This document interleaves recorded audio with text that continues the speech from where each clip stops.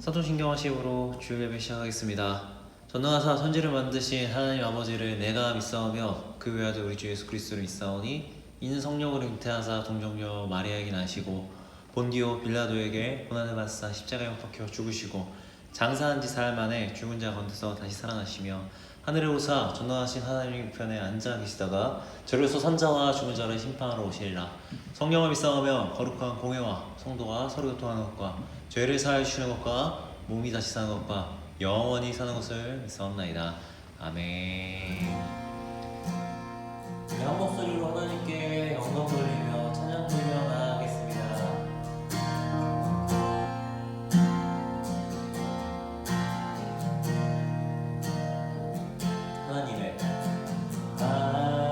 하나님의 음성을 듣고자 기도하며 그 이름 기울이고 나의 기도를 들어주신다네. 깊은 웅덩이와 수렁에서 끌어주시며 나의 발을 와서 위에 세우시사 나를 튼튼히 하셨네.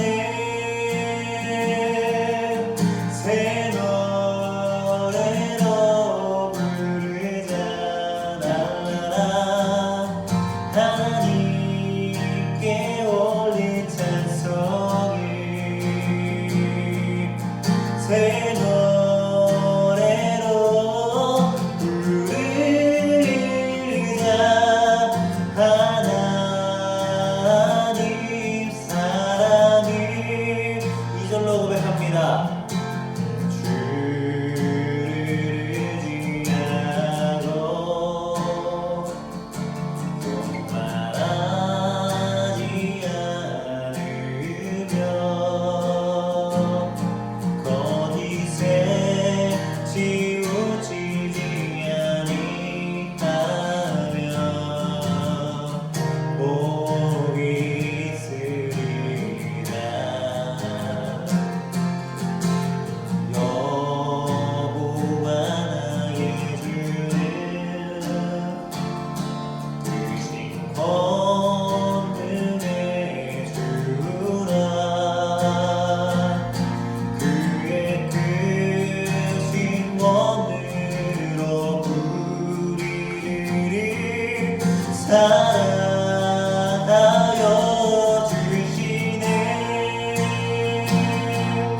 새 노래로 부르자 랄라라.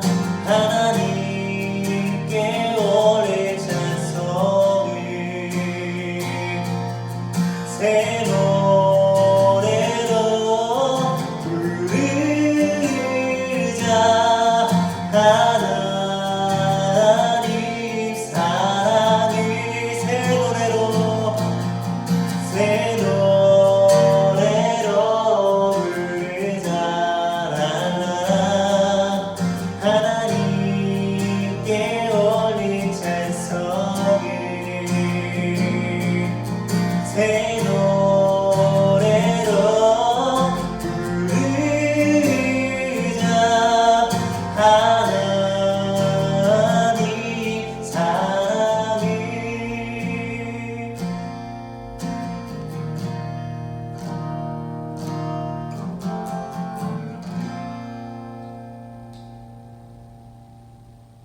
한 목소리로 한 마음으로 우리 찬양하며 나아가기 원하는데요. 이 시간 우리 마음이 상한 자를 위한 찬양을 위해 하나님께 영광 돌리며 나아가기 원합니다. 마음이 상한 자를 고치시는 주님, 하늘의 아버지 날 주가 나서서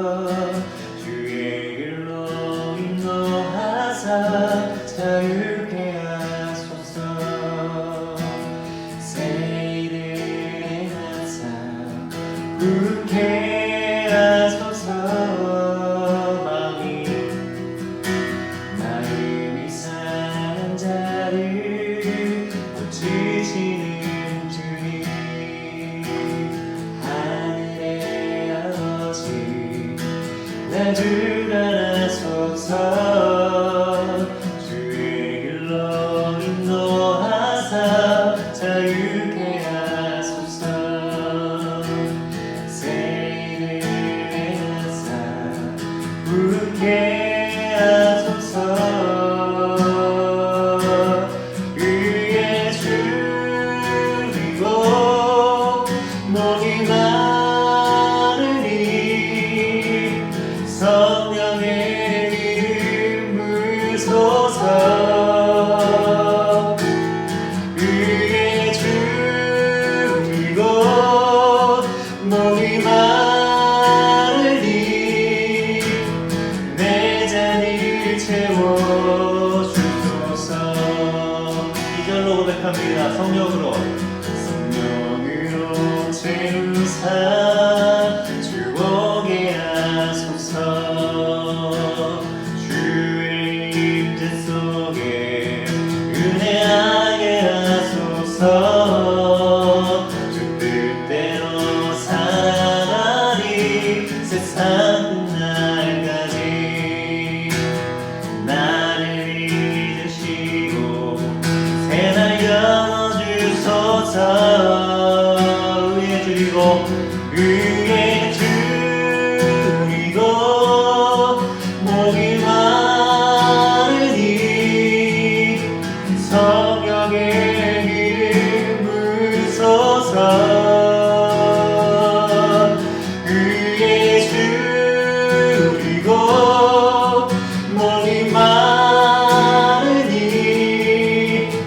내 잔을 채워주소서. 의에 줄이고 목이 마르니 성령의 기름 부으소서. 의에 줄이고 목이 마르니 새 잔을 채워주소서.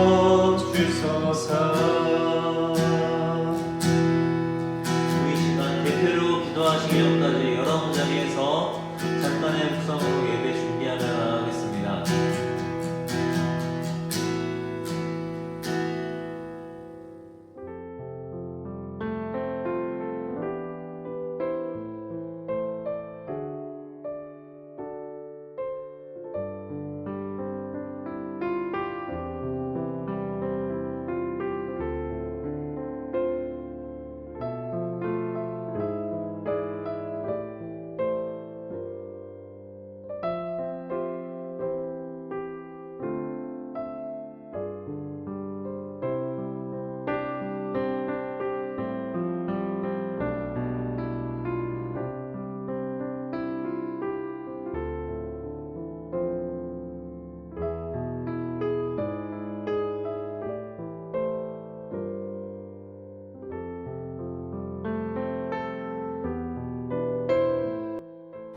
무릇 징계가 당시에는 즐거워 보이지 않고 슬퍼 보이나 후에 그로 말미암아 연단받은 자들은 의와 평강의 열매를 맺느니라.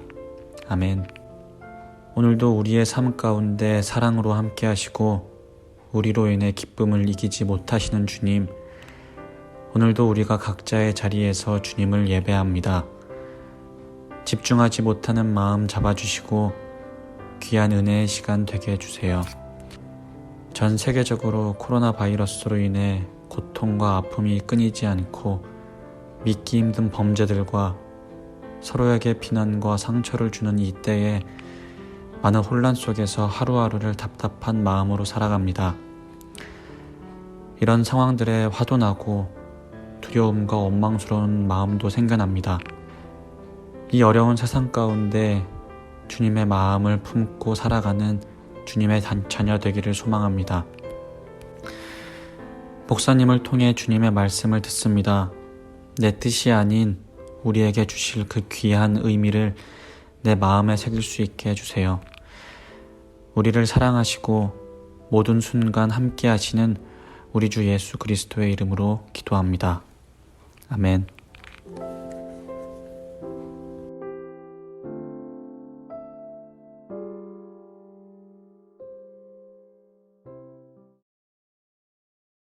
네, 오늘 우리가 함께 살펴볼 하나님 말씀은 에베소서 5장 15절부터 21절까지입니다.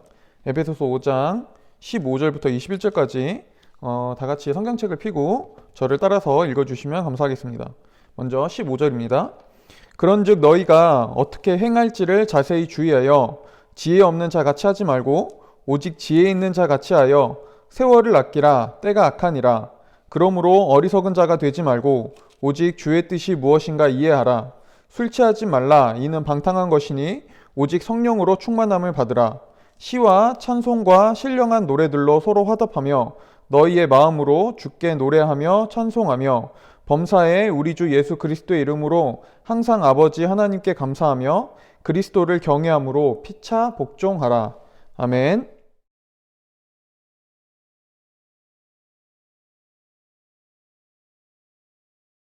네, 할렐루야. 네, 오늘도 이렇게 또 온라인상이지만은 함께 만나게 돼서 반갑습니다. 네, 우리가 지난주부터 계속해서 또 이어서 에베소서를 살펴보고 있는데요. 우리가 지난주에는 특별히 에베소서 5장 1절부터 14절까지 그리스도인을 위한 삶의 지침 중에서 그리스도인은 어떻게 사랑하는 자들인가, 그리고 그리스도인은 어떻게 성을 바라봐야 되는가, 이 두 가지에 대해서 좀 살펴봤습니다.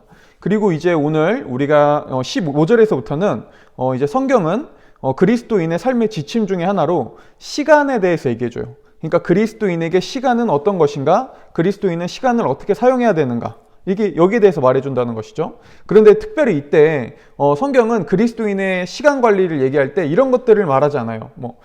그리스도인은 어떻게 시간 관리를 잘해야 하는가, 아니면은 그리스도인으로서 우리는 어떻게 시간을 사용하는 것이 게으르지 않게 잘 사용하는 것인가, 시간 잘 활용법은 무엇인가, 이런 것을 성경은 오늘 얘기해 주지 않아요. 네. 오늘 성경이 얘기해 주는 시간에 대해서 먼저 살펴보기 전에 오늘 바울은 15절에서 시간에 대해서 얘기하기에 앞서 이렇게 얘기해 줍니다. 15절에서 이렇게 얘기해 줘요. 그러므로 여러분은 어떻게 행할 것인지 주의 깊게 살펴 어리석은 사람들과 같이 살지 말고 지혜로운 사람들 같이 사십시오. 네. 지금 바울은 이제 새로운 존재가 된 그리스도인들을 향해서 앞으로 어떻게 행동할지 주의 깊게 살피고 생각하라고 말하면서 그 이유를 이렇게 얘기합니다. 그리스도인들은 지혜 있는 자기 때문에 라고 말해줘요. 자, 그러니까 이제 지혜 있는 자가 된 그리스도인들은 지혜 있는 자들처럼 어떻게 행동할지 생각하고 주의해 보라는 것이죠. 자, 그런데 이때 바울이 얘기하는 그리스도인은 지혜 있는 자다라고 할 때 이 지혜 있는 자라는 말은 그리스도인이 아닌 세상 사람들은 모두 다 미련하고 바보 같고 무식하다는 말을 하는 게 아니에요. 네. 오늘 성경이 말하는 그리스도인은 지혜 있는 자다라는 말을 우리가 이해하기 위해서는 성경이 말하는 지혜가 무엇인지에 대해서 먼저 좀 살펴볼 필요가 있습니다.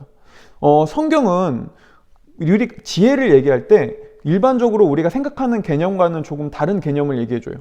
흔히 사람들이 세상에서 얘기하는 지혜는 보통 어떤 사람의 행하는 행동에 초점이 맞춰져 있어요. 그러니까 저 사람은 참 지혜 있어 라고 말하는 거는 대충 이런 식이죠.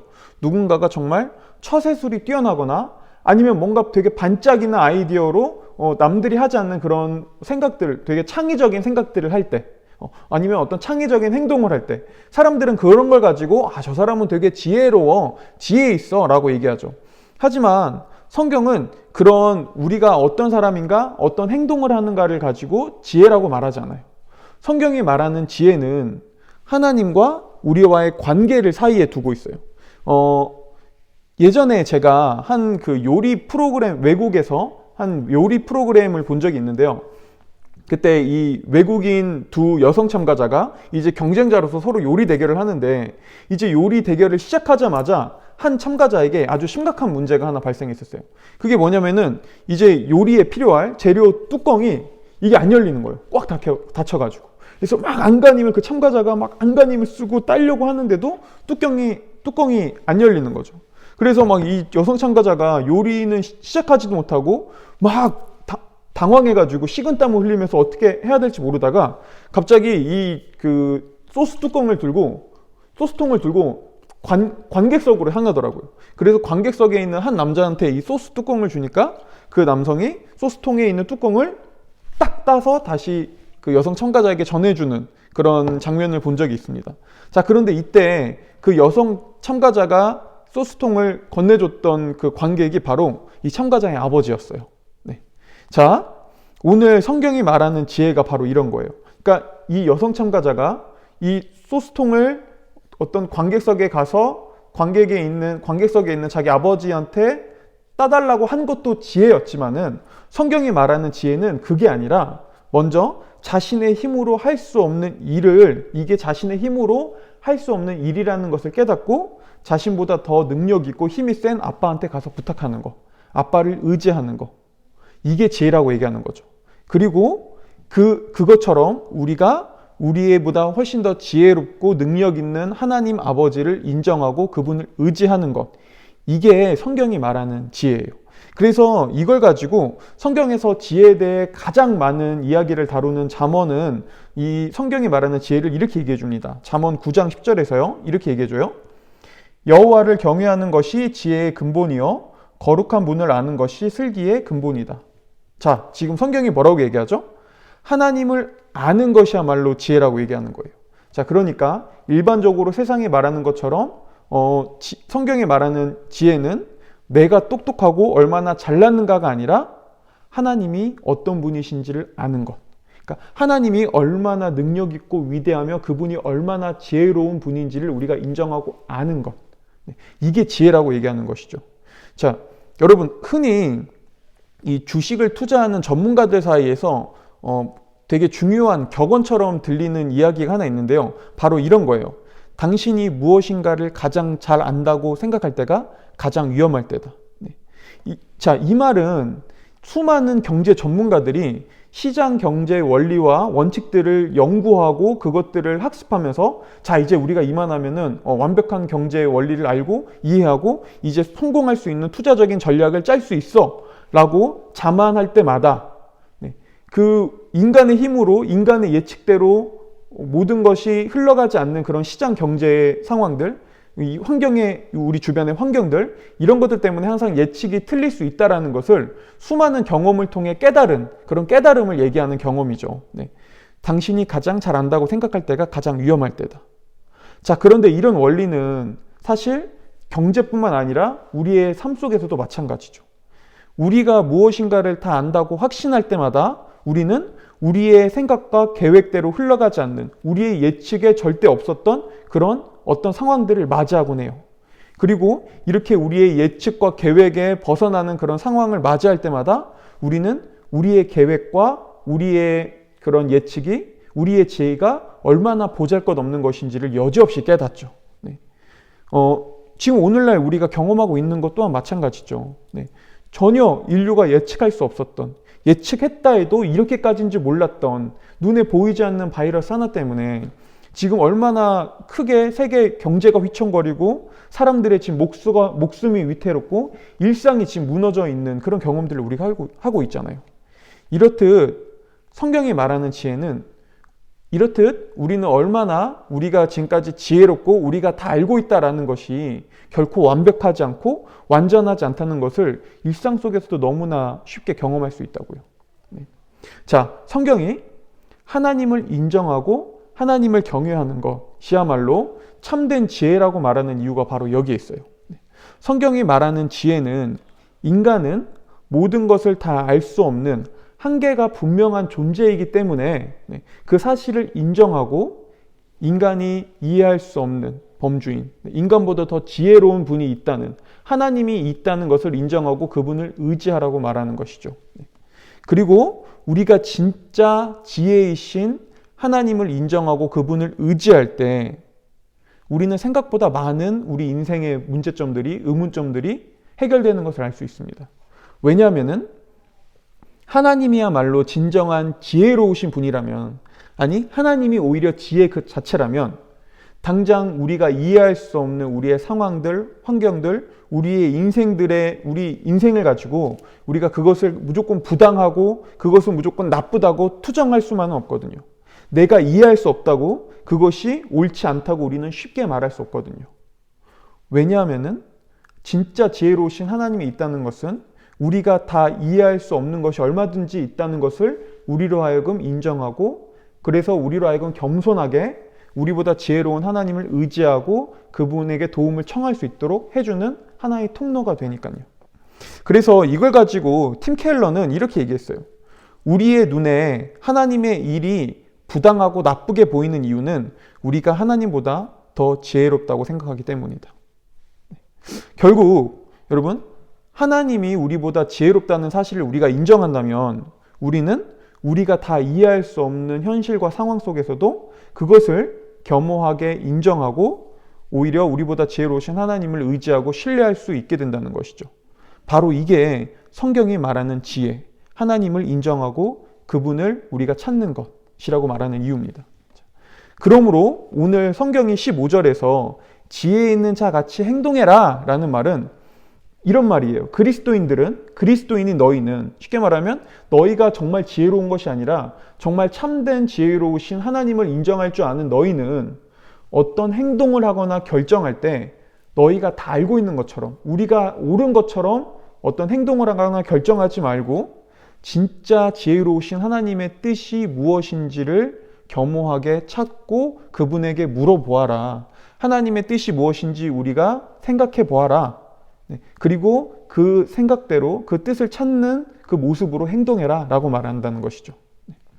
두 번째로 오늘 성경은 이제 16절에서 지혜 있는 자 같이 행동하는 것은 곧 세월을 아끼는 것과 연관되어 있다고 얘기해 줍니다. 자, 그런데 이때 세월을 아끼라라는 말은 이런 말이 아니라고 얘기했어요. 시간 관리 잘해라. 하나님께서 주신 소중한 시간이니 그 시간을 잘 아껴서 활용해라. 라는 이런 단순한 자기계발 서적 같은 말이 아니라니까요. 만약에 성경이 우리에게 세월을 아끼라라는 말을 이런 식으로 사용하고자 했다면은 세월을 아껴라 한 다음에 아마 이런 말이 나왔을 거예요. 세월을 아껴라. 시간은 금이다. 아니면 세월을 아껴라. 인간의 시간은 짧다. 이런 말을 해줬겠죠. 그런데 오늘 성경은 세월을 아껴라 라고 하면서 그 이유를 뭐라고 얘기해 주죠? 이렇게 얘기해 줘요. 때가 악하기 때문에. 세월을 아껴야 하는데 그 이유가 때가 악하기 때문이라고 얘기해 준다는 거예요. 자, 여러분, 바울은 지금 이런 얘기를 하고 있는 거예요. 바울이 살던 시대는 우리가 지난주에도 잠깐 얘기했지만 상당히 문란했습니다. 상당히 성적으로 퇴폐적이었고 아주 문란한 그런 성적 문화를 가지고 있다고 얘기했죠. 그리고 바울 시대에는 로마 전역 곳곳에서, 아니 여기저기에서 수많은 전쟁과 전투들이 계속해서 이어졌어요. 수많은 사람들이 전쟁으로 인해 죽어갔고요. 부상자들이 발생했죠. 사랑하는 가족을 잃어야 하는 슬픔들이 끊임없이 이어졌었죠. 그리고 계속되는 병들로 사람들은 끊임없이 또한 죽어나갔어요. 자, 오늘 바울은 그런 그 당시 시대를 보면서 지금 때가 악하다고 얘기해요. 자, 그런데 바울 시대에서 2000년이 흐른 지금은 어떤가요? 자, 사실 이런 모습은 지금도 크게 달라진 게 없어 보여요. 자, 정말로 우리는 정직하게, 여러분, 지금 우리가 살아가는 시대를 보면서 아, 세상은 정말 아름다워. 그래, 세상은 정말 살만해. 그래, 이게 정말 완벽한 세상이지 라고 얘기할 수 있나요? 여러분, 우리가 사는 세상을 보면서 그래, 이런 게 정말 사람 사는 세상이지 라고 정말 얘기할 수 있겠냐고요, 정직하게. 지금 우리의 삶 주변에서 일어나는 끊임없는 크고 작은 사건들, 문제들, 지금 한국 사회를 떠들썩하게 만들고 있는 반인륜적인, 정말 말로 차마 담기도 힘든 성범죄들, 그 다음에 우리의 일상을 한순간에 무너뜨린 이 전염병, 이런 것들은 2000년이 흘렀지만 여전히 동일하다는 거예요. 뭐죠? 여전히 때가 악하다는 걸 보여준다는 것이죠. 자, 그렇다면은 이 때가 악한 것과 세월을 아끼는 것은 도대체 무슨 상관이 있을까요? 자, 한글 성경에서는 세월을 아껴라 라고 했지만은 이 말을 조금 더 원래의 의도를 살려서 번역하면은 이건 이런 말이에요. 시간을 구원해라. 시간을 구원해라. 자, 그러니까 지금 바울은 이런 얘기를 해주고 있는 거예요. 우리가 살아가는 시간에도 구원이 필요하다. 왜? 때가 악하니까. 자, 여기에는 때가 악한, 성경이 때가 악하다고 하는 그 이유가 담겨 있습니다. 자, 성경은 오늘날 우리가 살아가는 시대가 여전히 악한 이유를 가지고 이렇게 얘기해줘요. 지혜로운 하나님을 떠나 세상이 저마다 지혜롭다고 생각하는 대로 살아가기 때문에. 그러니까 지혜로우신 하나님의 뜻에서 벗어난 세상이 각자 자기가 지혜롭다고 생각하는 대로 살아가기 때문에. 참된 지혜이신 하나님을 떠난 세상은 스스로가 가장 지혜롭다고 여기기 시작했어요. 특히 현대사회는 더욱더 이런 사태가 강하죠. 현대사회는 오늘날 우리가 살아가는 지금 시대 사람들은 지금 우리가 살아가는 이 시대야말로 인류 역사상 인류가 가장 지혜롭고 가장 발달된 뛰어난 시대를 살고 있다고 얘기해줘요. 그런데 여러분, 앞서 얘기했듯 인류의 과학이 발달하고 인류는 지금 현재 가장 역사상 지혜롭다고 얘기하지만 여전히 우리 주변에서, 우리 일상에서 우리가 보는 수많은 언론 매체들을 통해서 보는 소식들은 악한 소식이라고요. 수없는 범죄들, 끊임없는 그런 우리의 말로 차마 다 얘기할 수 없는 그런 어둠의 모습들이 여전히 존재한다고요. 또한 여러분, 오늘 우리가 살아가는 시대는 정말 수많은 의견, 수많은 정보들이 넘쳐나는 시대죠. 그래서 서로가 각자가 얘기하는 의견과 서로가 각자가 얘기하는 정보들이 너무 많아서 오히려 혼란스러울 정도예요. 그래서 어떤 사람들은 심지어 이렇게까지 얘기해요. 그래, 다 오라. 그냥 너도 맞고 쟤도 맞고 얘도 맞고 다 맞아. 그냥 다 맞는 거야 라고까지 얘기한다고요. 그런데 여러분, 분명한 사실은 우리가 정말 건강한 세상을 그리고 건강한 인생을 살아가기 위해서는 내가 옳다고 생각하는 어떤 하나를 선택해야 된다는 거예요. 왜냐하면 내가 옳다고 생각하는 어떤 기준이 없다면 우리는 그 무엇도 선택하거나 결정할 수 없거든요. 내가 옳다고 생각하는 어떤 기준이 있어야 무엇인가를 선택하고 결정할 수 있거든요. 자, 그렇다면 저마다 다 너도 옳고 얘도 옳고 쟤도 옳아 라고 얘기하거나 아니면 내가 제일 옳아, 아니야 내가 제일 옳아, 아니야 내가 제일 맞는 거야 라고 수많은 자기의 옳음만을 주장하는 이 세상 속에서 우리는 도대체 무엇을 기준으로 결정을 내려야 될까요? 각자가 가장 자신이 지혜롭다고 얘기하는 세상 속에서 우리는 어떤 지혜를 가지고 어떤 지혜를 근거로 어떤 결정을 내려야 할까요? 그리고 아니면 오늘날 세상이 얘기하는 것처럼 그냥 내가 하고 싶은 대로만 하면 된다고요? 그냥 내가 하고 싶은 대로 선택하면 그만이라고요? 자, 그렇다면 거기에 따른 책임은 누가 져줄 수 있는 것이죠? 이렇듯 지혜이신 하나님을 잃어버린 세상은 더욱더 길을 알 수 없는 혼란과 그저 내가 하고 싶은 대로 하면 그만이라는 그 누구도 책임지지 않는 무책임을 양상하기 시작했어요. 자, 하지만 성경은 분명 이런 시대를 두고 이렇게 얘기해요. 때가 악하다. 때가 악하다. 그러니 너희는 이 때가 악한 시대 속에서 시간을 구원해라.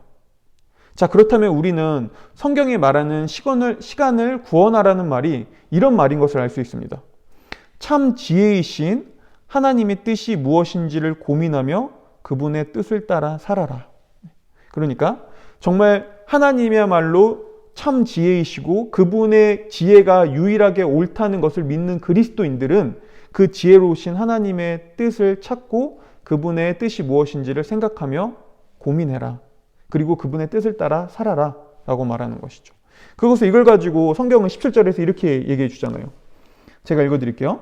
그러므로 지각 없는 사람이 되지 말고 주의 뜻이 무엇인지 분별하십시오.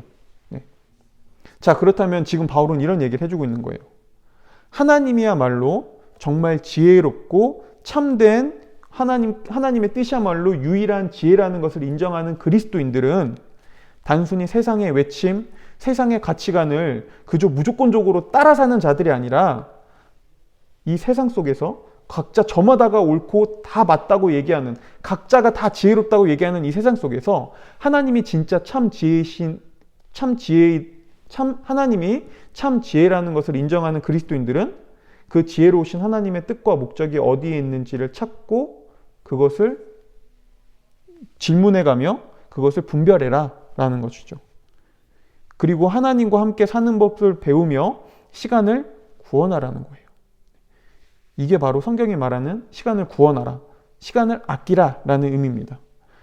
세 번째로 오늘 바울은 그리스도인들이 이렇게 시간을 구원하며 하나님의 뜻이 무엇인지를 찾고 물으며 살기 위해서는 성령으로 충만해야 된다고 얘기해요. 그래서 18절에서 이렇게 얘기해 주죠. 또한 술에 취하지 마십시오. 잘못하면 방탕하게 빠지기 쉽습니다. 오히려 성령으로 충만하게 되십시오. 오늘 지금 바울은 그리스도인들에게 성령 충만을 얘기하면서 술 취함과 성령 충만을 서로 비교해줘요. 네. 자, 왜 그러냐면은 바울이 굳이 성령 충만을 얘기하면서 술 취함과 성령 충만을 비교하는 이유는 이 둘이 가지고 있는 공통점 때문에 그래요. 여러분, 흔히 술을 아주 좋아하는 애주가들 중에서 이렇게 얘기하는 사람들이 있어요. 내가 막 술을 마시다 보면은 어느새 술이 나를 마시는지 내가 술을 마시는지 모를 때가 있어. 그리고 그때가 되면 어느새 난 개가 되어 있지. 네. 자, 이 말은 술 취함이 어떤 것인지를 우리한테 아주 잘 보여줍니다. 여러분, 일반적으로 우리가 술에 취한다는 것은 술이 우리를 지배하는 것을 뜻해요. 그래서 술이 우리를 지배한다는 것은 우리가 술을 통해 용기를 얻고 술을 통해 위로를 얻으며 또 술을 통해 하루의 근심과 스트레스를 날리는 것이죠. 자, 뭐죠? 술이 곧 누군가의 위로자가 되어주고 상담자가 되어주고 동반자가 되어주는 거예요. 하지만 이 모습이야말로 이미 술에게 지배받고 있다는 것을 잘 보여줍니다. 자, 그렇다면 우리는 이게 단순히 지배받는다는 것이, 취한다는 것이 단순히 술에만 해당되지 않는다는 것을 잘 알 수 있어요. 누군가는 술을 통해 용기를 얻고 술을 통해 위로를 얻고 술을 통해 근심과 스트레스를 날린다면은 또 누군가는 다른 것들을 통해서도 동일한 것을 얻죠. 어떤 사람은 흡연으로, 어떤 사람은 섹스로, 어떤 사람은 포르노로, 어떤 사람은 음식으로, 어떤 사람은 쇼핑으로, 어떤 사람은 여행으로. 네. 이렇게 단순히 술뿐만 아니라 수많은 것들이 우리의 상담자, 위로자, 동반자가 되어줘서 우리를 지배한다는 거예요. 뭐죠? 바로 하나님의 자리를 다른 것들이 대신하는 거죠. 하지만 오늘 바울은 이 모든 것들이 다 방탕한 거라고 얘기해 줍니다. 그리고 이 말은 성경이 말하는 방탕이 무엇인지를 우리한테 잘 보여줘요. 성경이 말하는 방탕은 단순히 흥청망청하게 사는, 막 술에 취해서 막 사는 그런 모습만을 말하는 것이 아니라 더 넓은 의미로 하나님의 자리를 다른 것으로 채우려고 하는 게 바로 방탕이에요. 자, 그렇다면 우리는 이런 것들도 방탕이 될 수 있다는 것을 얼마든지 생각해 볼 수 있어요. 바로 우리의 일 중독, 일을 함으로써 일의 성과를 통해서, 일의 성취를 통해서 위로 얻고 거기서 만족을 얻는 것. 이것도 얼마든지 방탕일 수 있고요. 혹은 종교적인 열심, 종교적 행위, 종교적 열심, 어떤 종교적 헌금 이런 것들을 통해서 위로를 얻고 그런 것들을 통해서 내 마음의 만족을 얻는 것. 이것도 성경은 방탕이라고 얘기하는 것이죠. 자, 결국 하나님과 우리와의 인격적 관계가 아니라 어떤 나의 행동이나 노력 아니면 다른 것을 통해 위로를 받고 안정을 얻으려 한다면 성경은 그 모든 것들이 다 방탕이 될 수 있다고 우리한테 말해준다는 거예요. 그리고 우리를 방탕에서 벗어날 수 있게 해주는 길은 오직 한 가지밖에 없습니다. 바로 하나님이신 성령님께서 우리를 지배하는 것이죠. 곧 성령님이 우리의 위로자가 되어주시고 성령님이 우리의 상담자가 되어주시고 성령님이 우리의 동반자가 되어주는 것. 오직 이것밖에 없다는 거예요. 이게 성령 충만하다고 얘기하는 것이죠. 그리고 이렇게 성령님과 우리의 인격적인 관계가 맺혀진 사람들은 마치 내가 사랑하는 여인이 기뻐하는 것이 무엇인지를 고민하고 그것을 기쁨으로 행동으로 옮기려고 하는 것처럼 성령님과 인격적 관계를 맺고 성령님으로 충만해진, 그러니까 성령님을 사랑한 사람들은 성령님이 기뻐하는 것이 무엇인지를 고민하고 그것을 행동으로 옮기려고 하는 것이죠. 이게 바로 성령님의 지배를 받고 있는 성령 충만하다는 오늘 성경의 의미입니다. 마지막으로 이렇게 우리가 성령님과 우리의 인격적 관계가 친밀해지는 성령 충만은 예배라는 형태로 나타나요. 예배. 여러분, 사람들은 간혹 예배를 그저 종교를 가진 사람들이 어떤 자신이 믿는 신을 경배하고 섬기는 것을 예배라고 생각하는데요. 여러분, 예배는 그렇게 간단하지 않습니다. 더 넓은 의미에서 예배는 이런 거예요. 내가 가치 있다고 생각하는 어떤 것을 찬양하고 노래하며 그것으로 감사하는 것. 그래서 인생의 가치가 돈에 있는 사람들은 돈을 의지하고 돈을 찬양하며 돈이 있는 것을 가지고 감사해하죠. 뭐죠? 돈을 예배하는 거예요. 이렇듯 예배는 단순히 어떤 신을 섬기는 종교적인 행동만이 아니라 내가 가치를 두고 있는 어떤 것을 찬양하고 그것을 노래하며 그것으로 감사하는 것이 곧 예배입니다. 그래서 오늘 19절에서 20절을 보면은 이 예배에 해당하는 모습들이 그런 모습으로 나타나요. 이런 것들이 나오죠. 시와 찬송, 신령한 노래, 감사. 자, 그리고 오늘 바울은 이렇게 얘기해요. 우리의 시와 찬송, 신령한 노래, 감사는 다른 것이 아니라 하나님을 향해야 한다. 즉, 하나님을 찬양하고 하나님을 노래하며 하나님 그분 자체로 우리는 감사해야 한다라고 말한다는 것이죠. 네. 왜요? 그리스도인이란 바로 하나님을 그분 자체로 우리 인생에 가장 가치 있는 분으로 고백한 자들이 바로 그리스도인이니까요. 자, 그리고 이게 바로 예배라는 거예요. 예배는 바로 하나님이야말로 우리의 가장 큰 가치이고 하나님이야말로 우리의 전부입니다라는 것을 우리가 하나님을 찬양하고 하나님을 노래하며 하나님으로 감사하는 것, 그것이 바로 예배인 것이죠. 그리고 오늘 성경은 너희는 이라고 말하면서 이 예배는 단순히 개인적인 행동이 아니라 하나님을 사랑하고 믿고 하나님을 가치로 두고 있는 수많은 지체들이 함께 예배하는 것을, 공동체로 예배하는 것을 예배라고 말해줍니다. 자, 지금 우리가 어쩔 수 없는 외부적 환경과 상황 때문에 비록 함께 예배 드리지는 못하지만 영상으로라도 각자의 자리에서 이 시간을 떼어서 예배 드리는 이유가 여기에 있어요. 우리가 비록 교회에서 함께 예배 드리지 못하지만 우리의 예배가 그 모습이 어떤 모습이든 간에 멈출 수 없는 이유가 바로 여기에 있다고요. 왜냐하면 예배는 우리의 가치가 어디에 있고 무엇이 우리의 진정한 찬양이며 무엇이 진정한 우리의 노래인지를 고백하는 고백이니까요. 그러므로 하나님을 가장 큰 우리의 가치와 우리의 가장 큰 감사로 고백하는 그리스도인들은 이 예배를 멈출 수 없는 거예요. 어떤 모습이든 어떤 형태든 어떤 자리든 간에 예배는 멈출 수 없는 것이죠. 그리고 이 예배는 더 넓게는 단순히 주일 하루라는 시간에 국한되는 것이 아니라 더 넓게 우리의 매일 매 순간이 예배가 되는 거예요. 왜요? 우리의 매일 매 순간이 우리의 가장 가치인 하나님을 향하는 것이니까요. 결국 예배란 성령의 지배를 받는 사람들이 성령님과 깊은 교제를 나누며 하나님이야말로 가장 큰 우리의 가치고 전부입니다 라는 것을 고백하는 것이 바로 예배라는 것을 알 수 있습니다. 자, 그리고 그리스도인들은 그렇게 매 순간 매일의 시간을 성령님의 지배를 받으며 하나님의 뜻이 무엇인지를 물고 하나님의 뜻이 무엇인지를 찾아가며 그 뜻대로 살아가려고 하는 사람들, 모든 시간을 그렇게 하나님의 뜻에 따라 예배하는 사람들이 바로 그리스도인이라는 것이죠. 그래서 이렇게 하나님의 뜻을 찾으며 매 순간 매일 하나님을 예배하는 그리스도인들은 세상의 가치관을 무작정적으로 쫓아가지 않습니다.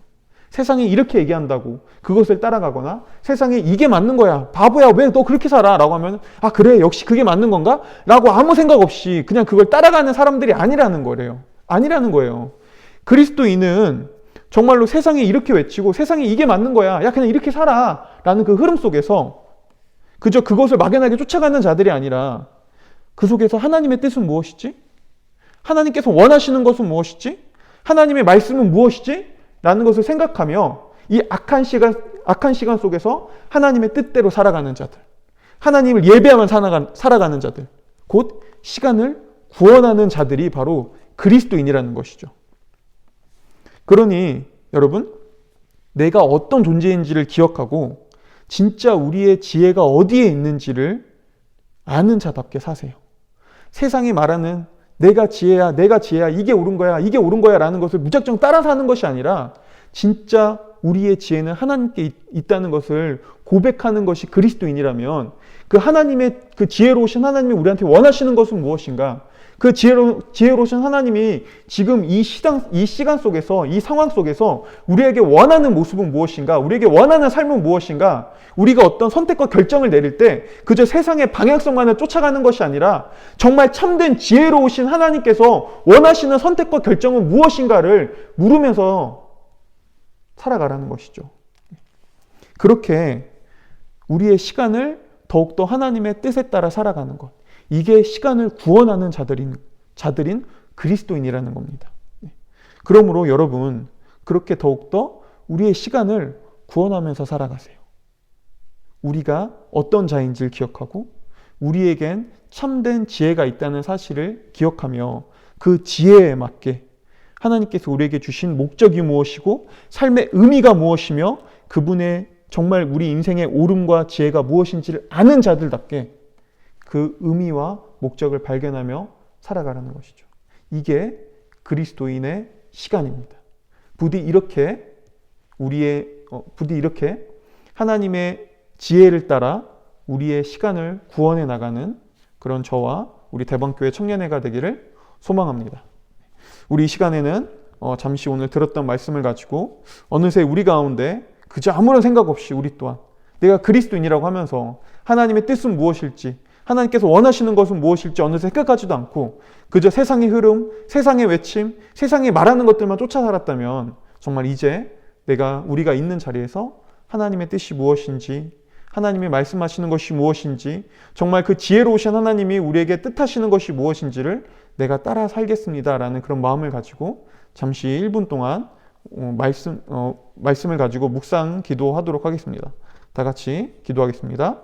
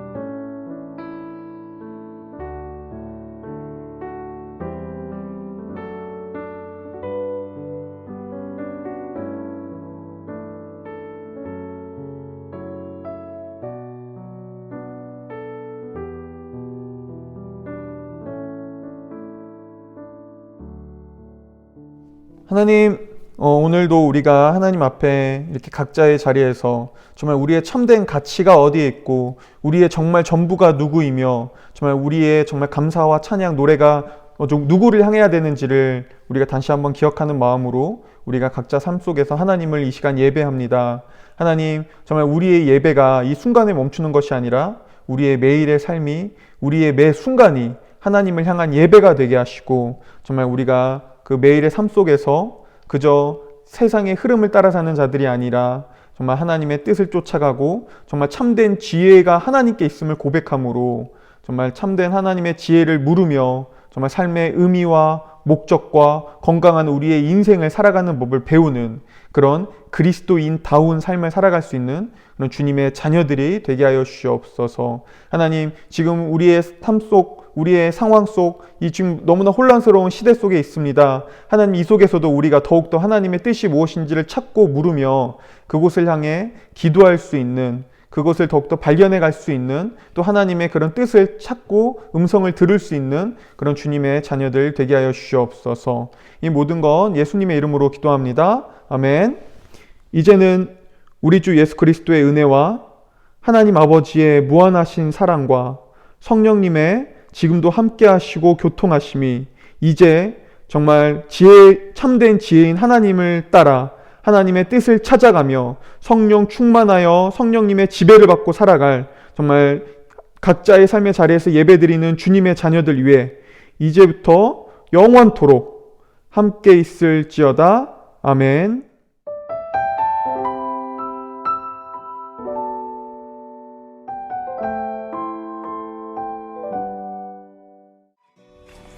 안녕하세요. 2000년 이윤성입니다. 교회 나오지 못하는 아쉬운 마음에 기도 릴레이에 동참하게 되었습니다. 빠른 시일 내에 교회에서 볼 수 있기를 기도하겠습니다. 다음 주 대표 기도는 노건영 형제가 해주시면 감사하겠습니다. 화이팅! 네, 여러분, 광고 시간입니다. 계속 광고하고 있듯이 만약에 헌금 있으신 분들은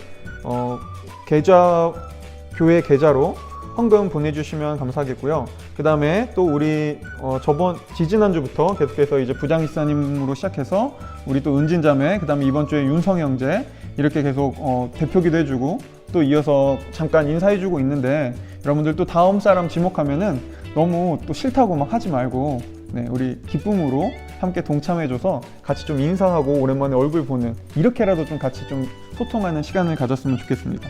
그리고 우리가